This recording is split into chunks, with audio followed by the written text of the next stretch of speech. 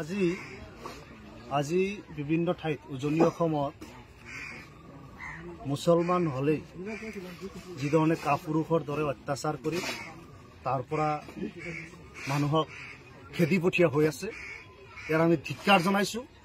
আৰু ৰাজ্যৰ পুলিচ প্ৰশাসন হিমন্ত বিশ্ব শৰ্মাৰ গোলাম হৈছে আৰু তেওঁলোক যে বিক্ৰী হৈছে এই কথাটোক প্ৰমাণ কৰিছে উজনি অসমত এই শ্ৰমিকসকলক কৰা অত্যাচাৰৰ ফলত।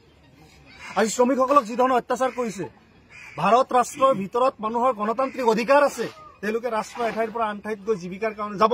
আজি যিসকলে সেই ভঙা চিঙাৰ দোকান কৰিছে, যিসকলে সামান্য শ্ৰম কৰিছে, তেওঁলোকক তাৰ পৰা কাপুৰুষৰ দৰে অত্যাচাৰ কৰি প্ৰতাৰিত কৰা বিতাৰিত কৰা কাৰ্যক আমি ধিক্কাৰ জনাইছো।